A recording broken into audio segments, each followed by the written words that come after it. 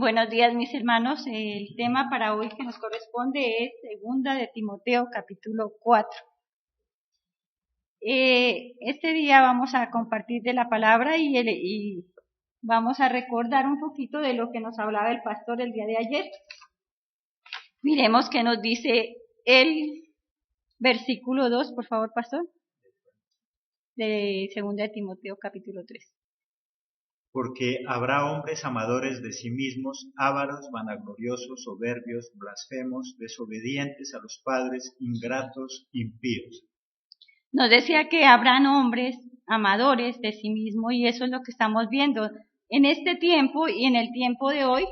También estamos viendo lo mismo. Dice que habrán hombres amadores de sí mismos, ávaros, vanagloriosos, soberbios, blasfemos, desobedientes a sus padres e ingratos e impíos.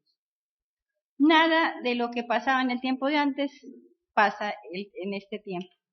Y si nos dejó esta palabra el Señor es para que estemos recordando todo lo que nos está pasando. También nos decía que habían personas que se dedicaban no a predicar la palabra como Dios manda, sino a predicar conforme a sus propias concupiscencias, conforme a ellos querían. Hoy en día es igual en las iglesias, si nos damos cuenta, no les interesa sino llenar las iglesias. ¿Cómo las llenamos? No importa. Así sea robando ovejas de otras iglesias. Pero el todo es llenarnos de ovejas. El Señor en esta mañana nos habla acerca de que prediquemos la palabra. Si miramos Pablo, ¿en qué situación se encontraba Pablo en este tiempo? Se encontraba preso. Y Pablo ya sabemos que fue una persona muy entregada a su ministerio, que abrió muchas iglesias y que predicaba la palabra tal como está. Y a eso es que nos manda el Señor. Leamos el versículo 1 y 2, por favor, pastor. Te encarezco delante de Dios y del Señor Jesucristo, que juzgará a los vivos y a los muertos en su manifestación y en su reino, que prediques la palabra, que instes a tiempo y fuera de tiempo, redarguye, reprende, exhorta con toda paciencia y doctrina. Entonces nos manda que prediquemos la palabra, dice, que la prediquemos como con denuedo, que la prediquemos a tiempo y a destiempo, dice. Y nos da unas 3 recomendaciones, dice que cuáles son: redarguye, reprende y exhorta, con toda paciencia y doctrina. La verdadera predicación tiene estos 3 puntos, los cuales son redarguir, que quiere decir amonestar, reprender y exhortar. Si yo en la iglesia no reprendo y no exhorto, nada estoy haciendo.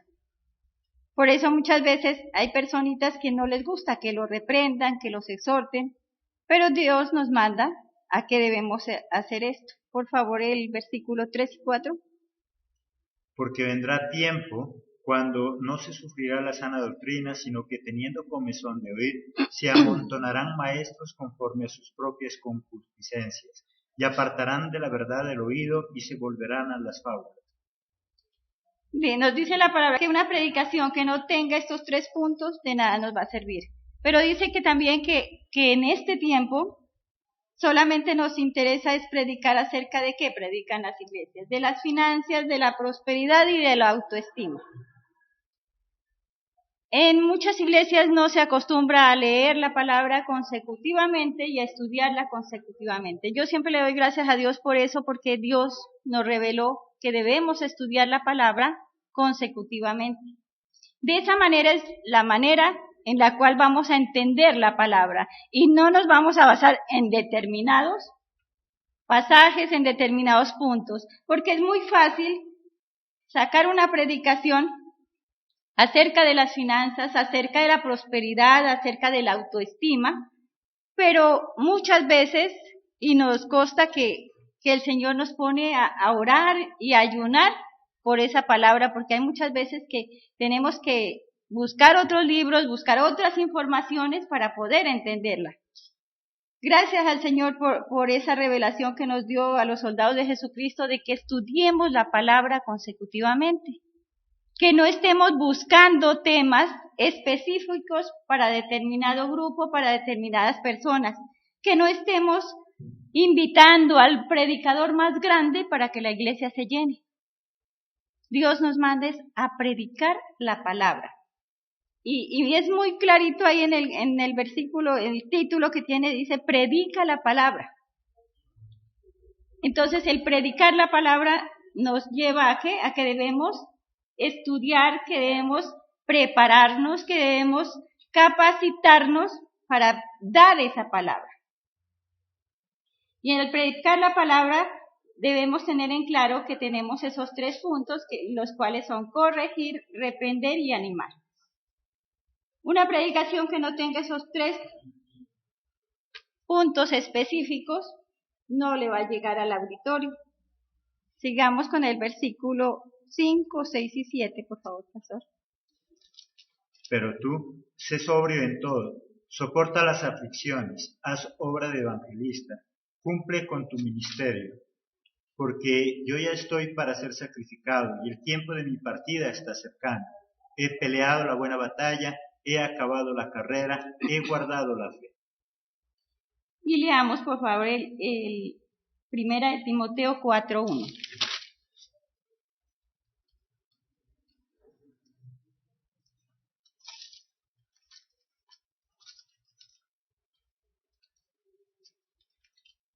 Pero el Espíritu dice claramente que en los postreros tiempos algunos apostatarán de la fe, escuchando a espíritus engañadores y a doctrinas de demonios.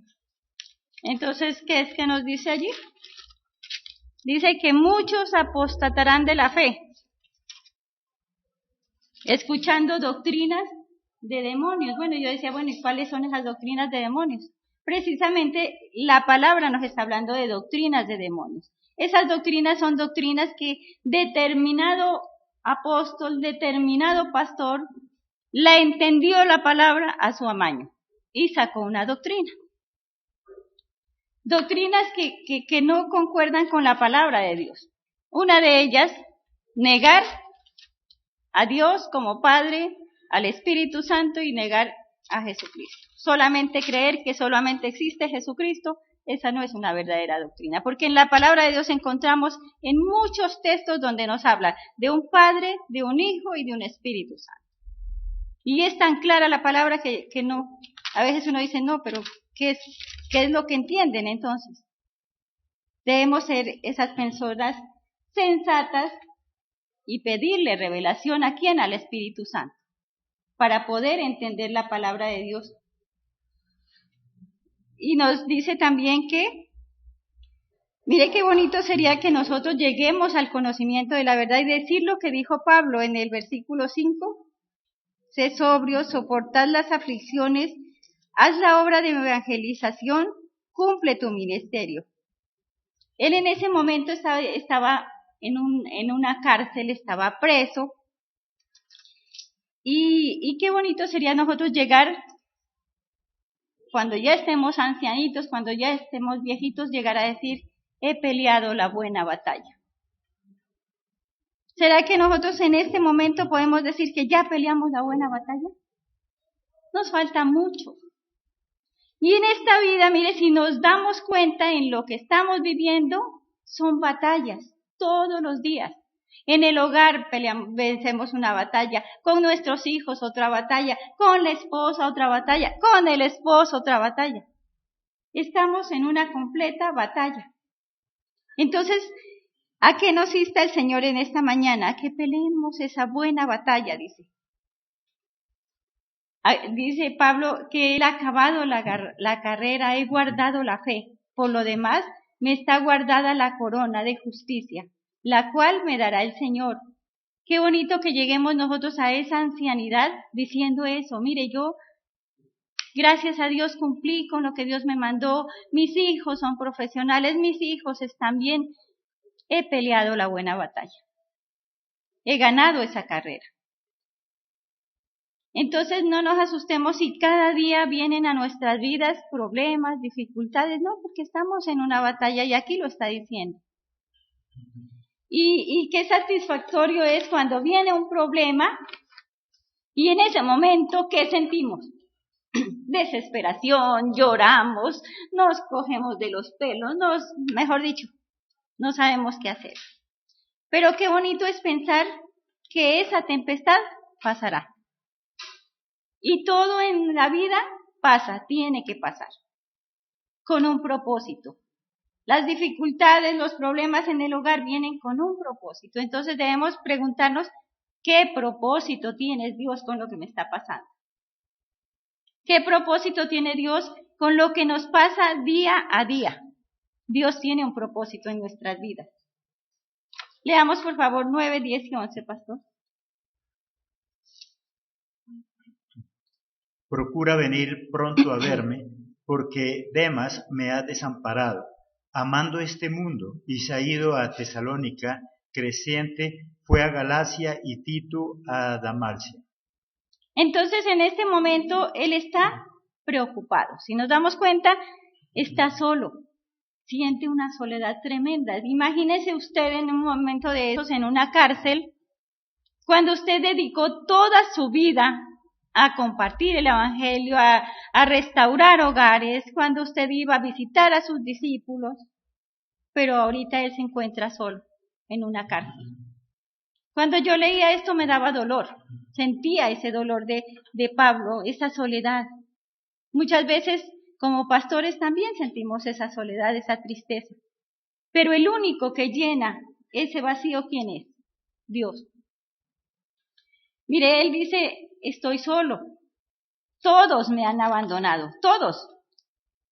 No había nadie, todos se habían ido, todos los han abandonado. Y por tanto él le dice, ven pronto a visitarme.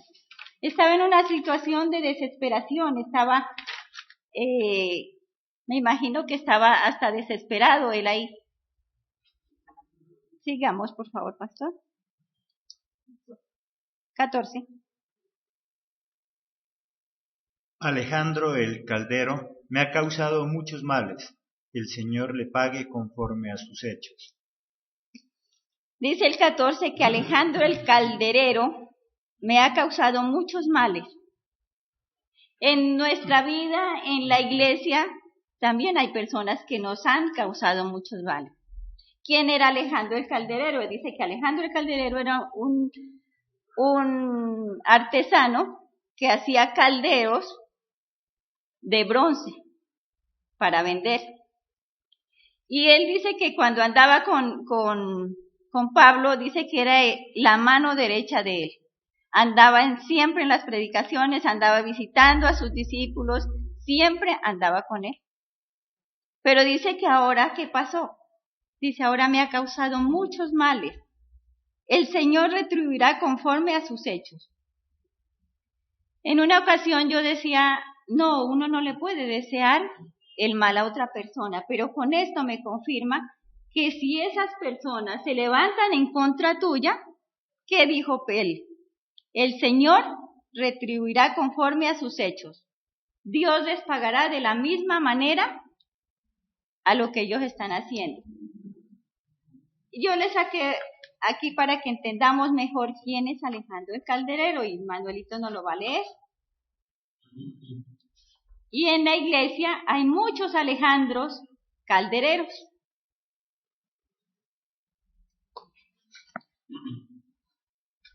Alejandro el Calderero fue espíritu de acusación.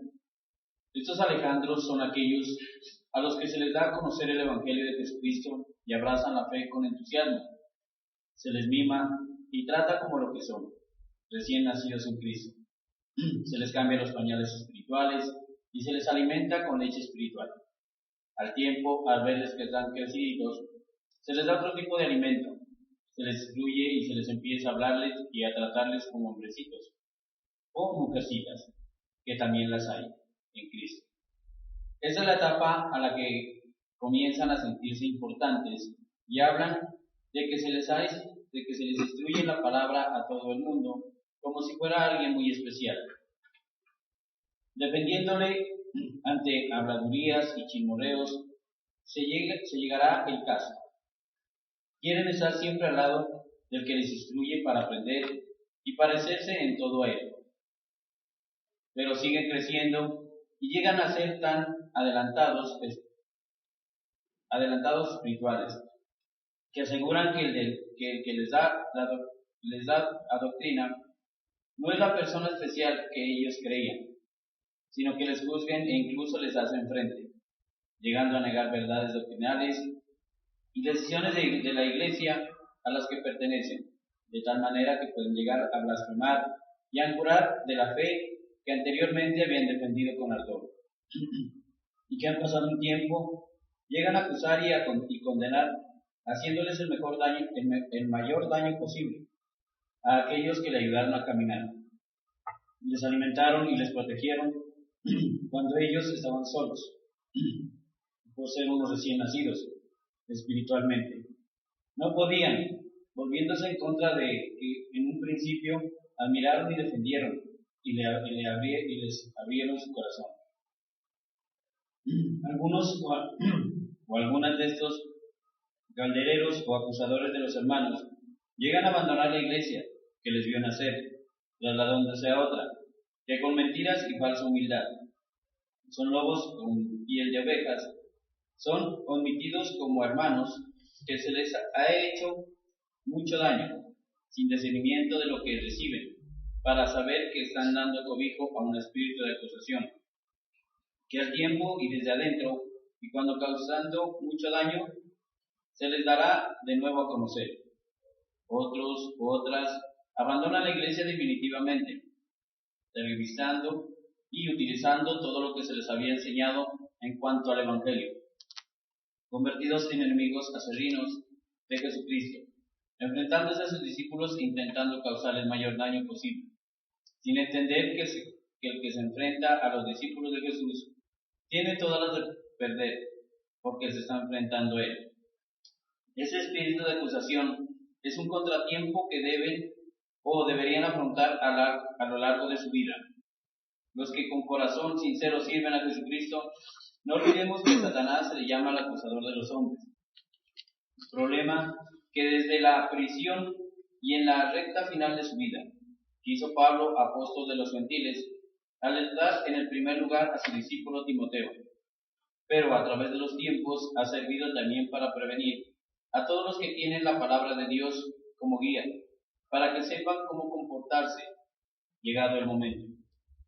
Así que teniendo en cuenta que no tenemos lucha ni contra carne ni contra sangre, y sabiendo además que tenemos los medios para enfrentarnos a nuestro adversario, no desaprovechemos los recursos que el Señor ha puesto a nuestro alcance y hagámosle frente sin ningún tipo de temor, no solo a Alejandro el calderero, sino a todos los que se opongan a la palabra de Dios que nos ha sido encomendada, no dejando de proclamar en ningún momento, ni ante ninguna situación, aunque no sea contraria, porque en definitiva esa es nuestra. Amén, gracias, Manuel. Entonces miramos que Alejandro el calderero, ¿quién era? Es un espíritu de acusación que siempre va a haber en las iglesias, siempre se va a camuflar en las iglesias. Y Pablo lo que le estaba advirtiendo a Timoteo era que tenga cuidado de esos Alejandros caldereros que siempre van a haber en las iglesias. Dice, ¿cómo son ellos? Entonces, ¿cómo identificarlos? Son las personas que están siempre al lado y que siempre quieren estar aprendiendo y aprendiendo, pero que después, en un tiempo, se olvidan de quién les dio de comer, de quién les enseñó y son unos malagradecidos. Dice que se van de las iglesias y más encima se van despotricando de la doctrina que aprendieron. Que primero dice que se les daba lechecita, se les cambiaba hasta los pañales y luego...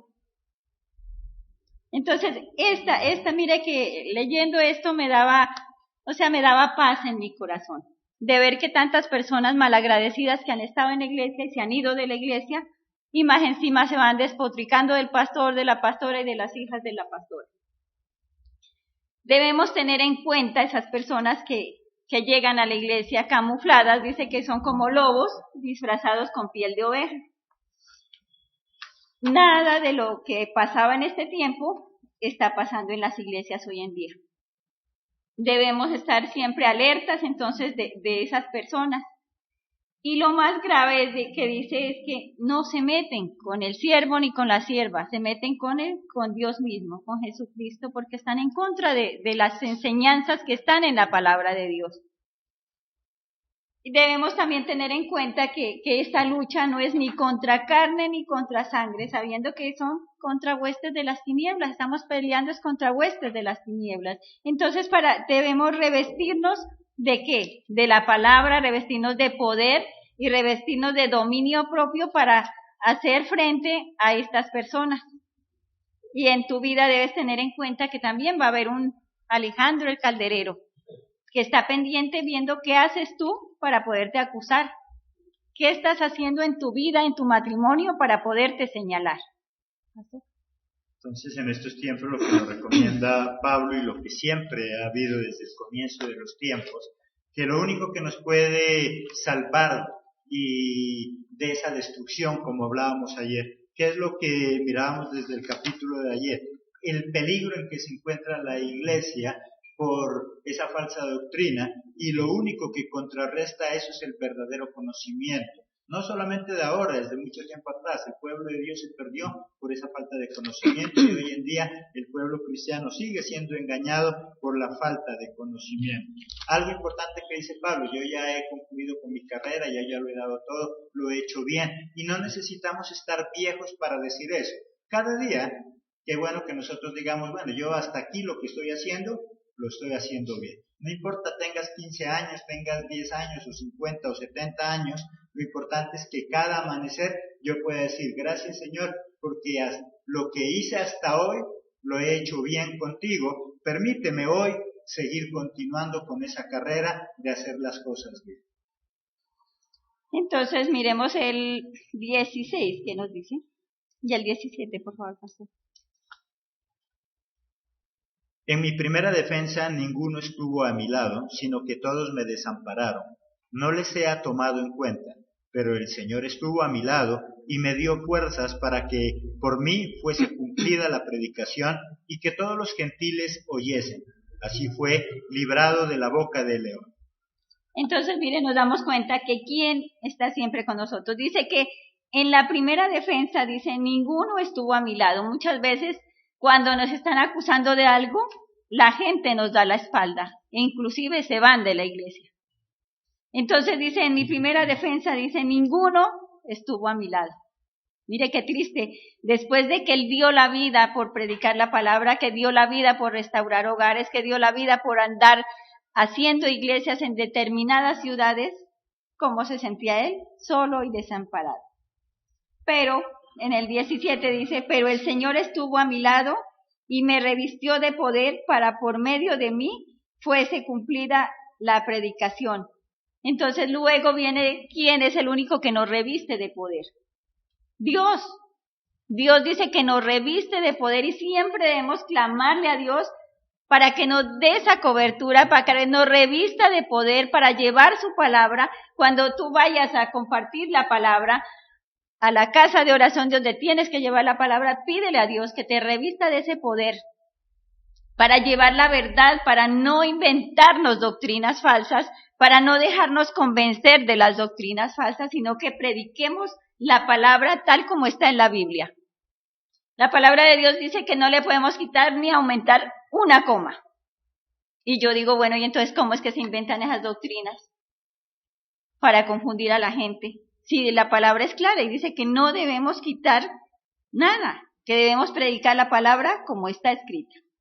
Amén. Como conclusión, mirábamos que entonces en nuestras iglesias siempre van a haber Alejandros caldereros y en tu vida también. Entonces debemos estar alertas, debemos estar pendientes de que no se nos camuflen en las iglesias esos Alejandros, ni en nuestra vida, para que no nos hagan daños, y siempre estar pidiéndole al Señor y al Espíritu Santo que nos revista de su poder, de su amor y su dominio propio. Amén. Bien, pastora. ¿Qué es lo que nos dice entonces? Que siempre en cualquier proyecto que tú emprendas, que nosotros emprendamos, sea espiritual, sea secular, en lo que sea, siempre vamos a encontrar dos tipos de personas. Personas que te van a apoyar y personas que te van a atacar. Porque no todo el mundo es malo, ni en las iglesias, ni en las empresas, ni en la casa. Hay gente buena, hay gente mala. Simplemente de eso está compuesto el mundo. Y lo que es más grave, muchas veces ni siquiera podemos saber exactamente quiénes son. De lo contrario, Pablo las hubiera evitado. Pero es difícil. Simplemente la persona que menos espera, esa es la persona que te puede traicionar. O la persona que menos esperas es la persona que te puede ayudar. ¿Cuántas veces nosotros hemos hecho eso mismo también? Hemos discriminado a personas, hemos hecho a un lado a personas y después esas personas terminan ayudándonos. Las personas que nosotros menos pensábamos que nos podían ayudar, nos ayudan. Y las personas que menos pensábamos que nos podían traicionar, nos traicionan. El mundo está hecho de eso. No solo Pablo se quedó solo. ¿Quién fue el primero en quedarse solo? Jesucristo se quedó solo. Cuando vieron la persecución, cuando ya lo capturaron, ¿qué hizo todos sus discípulos? Huir, dejarlo solo. Por lo tanto, ¿para qué nos enseña esto Pablo? Para que no nos decepcionemos. ¿Sabes por qué a nosotros a veces nos llega el desánimo? Porque nosotros depositamos nuestra esperanza en los demás, en la esposa, en el esposo, en los hijos, en los de la iglesia. Aún tu propio esposo, tu propia esposa, cuando más lo necesites te deja. Aún tus propios hijos, cuando más los necesites te dejas. O tus padres, cuando tú más los necesites te pueden dejar. ¿Qué es lo que nos quiere decir Pablo? ¿Desconfía de todo el mundo? No, nos está diciendo, ten en cuenta que en cualquier momento alguien te va a traicionar. Si tú trabajas solo por la gente, lastimosamente te vas a sentir mal, te vas a decepcionar, vas a vivir desanimado. El saber esto, ¿qué es lo que hace? ¿Desanimarnos? No, el saber esto lo que nos ayuda es a cobrar ánimo y decir, no importa, si a Jesucristo lo traicionaron, si a Pablo lo traicionaron, si a los discípulos los traicionaron, ¿por qué a mí no? Por lo tanto, es muy aparte lo que la gente puede hacer con nosotros y es muy aparte la misión que Dios nos ha dado. Dios nos ha dado una misión, enseñar la palabra. No nos alejemos de ella, porque así como muchos han desvirtuado la doctrina, si tú y yo nos apartamos de la palabra, pronto terminaremos haciendo lo mismo. Lo único que nos puede mantener en esa carrera y en ese camino correcto es la palabra, esa palabra verdadera. Así que qué bueno que cada mañana, cada atardecer, cada noche tú tomes la palabra, te instruyas y nos instruyamos de ella. Ese es el mensaje de hoy. Lo único que puede mantener una vida correcta es la palabra de Dios. Así que no nos apartemos de ella. Mañana los esperamos, si Dios lo permite, en nuestra próxima emisión. Otro estudio más de la palabra. Y recuerda que en Manantial TV estaremos transmitiendo reflexiones y muchas otras cosas más durante el día. Te esperamos en esa transmisión. Que Dios te bendiga.